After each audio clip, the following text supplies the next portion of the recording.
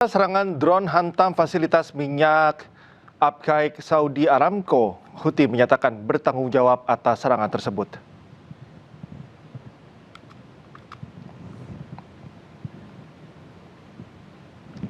Fasilitas pengolahan minyak terbesar di dunia milik Arab Saudi Aramco di Abqaiq dihantam drone pada Senin siang. Arab Saudi menuduh milisi pro-Iran yang beroperasi di Irak sebagai pelaku serangan. Sementara secara terpisah, Houthi mengklaim bertanggung jawab atas serangan ini. Serangan drone memicu kebakaran hebat yang terlihat hingga citra satelit NASA. Abqaiq merupakan pabrik stabilisasi minyak mentah terbesar di dunia yang memproses sekitar 5 hingga 7% pasokan minyak global. Serangan ini menambah tekanan terhadap minyak global.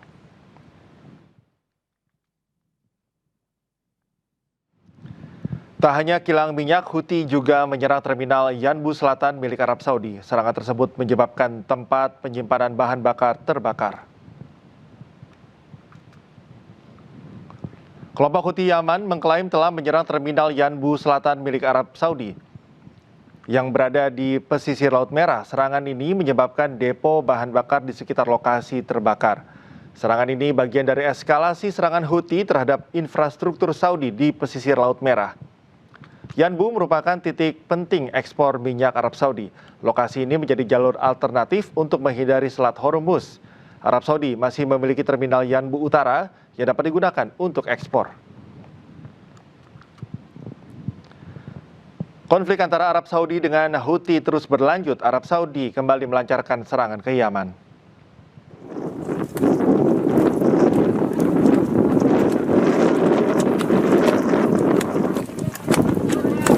Pasukan Houthi Yaman berhasil menembak jatuh sebuah drone Akinci buatan Turki. Drone ini dioperasikan oleh Arab Saudi. Drone jatuh dan terbakar di wilayah padang pasir Yaman. Drone Akinci merupakan pesawat tanpa awak berteknologi tinggi dengan nilai sekitar 20 juta dolar Amerika Serikat.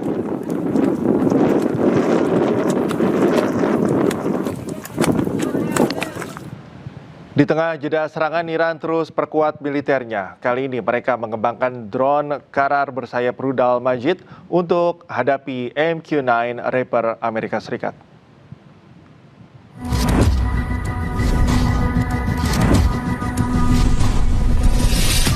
Iran terus mengembangkan armada militernya. Drone jet Qarar kini dilengkapi dengan rudal Interceptor Majid. Kombinasi ini diklaim mampu mengancam drone canggih AS seperti MQ-9 Reaper. Drone Qarar akan digunakan oleh unit pertahanan udara Iran, terutama di wilayah perbatasan dan kawasan strategis. Untuk mencegat drone ini, musuh harus mengerahkan jet tempur berawak yang jauh lebih mahal.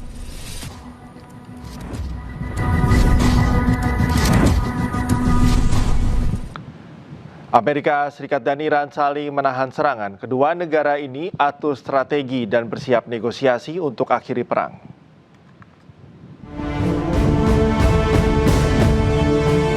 Setelah lebih dari 4 bulan, Amerika Serikat dan Iran kembali menghentikan serangannya.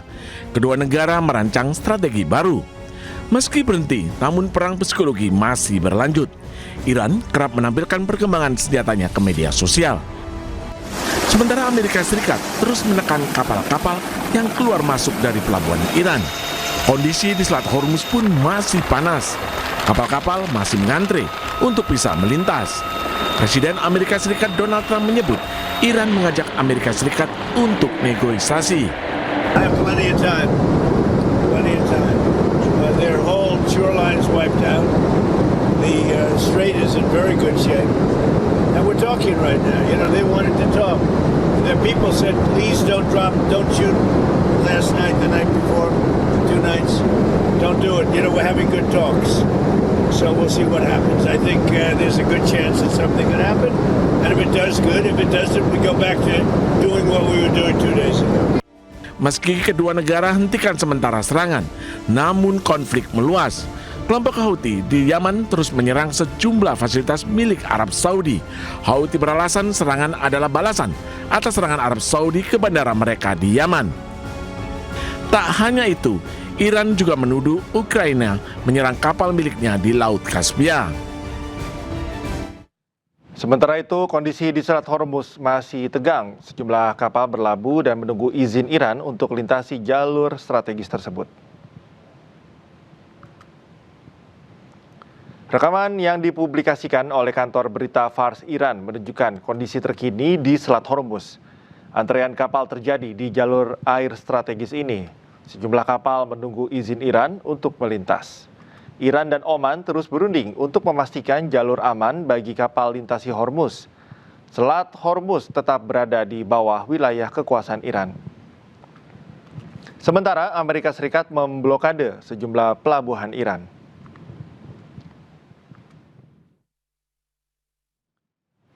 Pasukan Pertahanan Israel atau IDF mengklaim mereka hancurkan terowongan Hamas di utara Gaza. Penghancuran terowongan tersebut sebagai bagian dari operasi IDF untuk membongkar jaringan bawah tanah Hamas.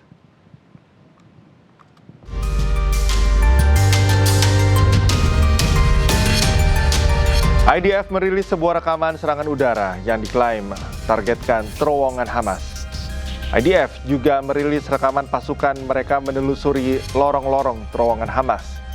Belum diverifikasi kapan video ini diambil, namun IDF mengklaim mereka berupaya menghancurkan jaringan terowongan Hamas yang berada di bawah permukaan Gaza.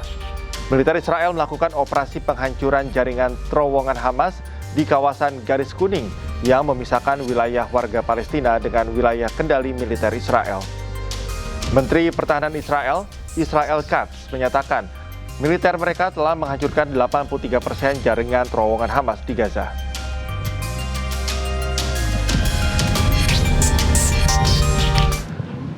Menteri Keamanan Israel Itamar Ben-Gvir mengklaim para tahanan Palestina ketakutan atas usulannya memasukkan buaya di parit-parit penjara Israel. Called me the Minister of Pitot, and now the Shabak admits that what I did has reduced the terror attacks. I opened fast alert teams. I did a lot. Were you wrong with the crocodiles? Not only was I not wrong, the crocodiles are wetting themselves at night because they're afraid of the crocodiles. They're afraid they will bring crocodiles. How do you know that? What do you mean? Of course I know. Everybody's afraid of crocodiles. You can also put a tiger there and a lion. Absolutely, that's what I want. That is my dream, and that's what I managed to do in my terms of office. That the terrorists will be afraid, and it's very good that they're afraid. Sejumlah orang syahid dan terluka usai serangan drone Zionis Israel menargetkan kamp Jabalia, Gaza, Palestina.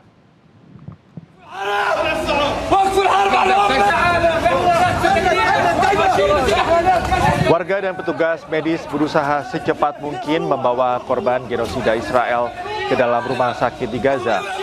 Para korban diketahui diserang drone Israel saat mengendarai motor di kamp Jabalia, utara Gaza. 1 orang syahid dan 3 terluka akibat serangan keji Zionis Israel.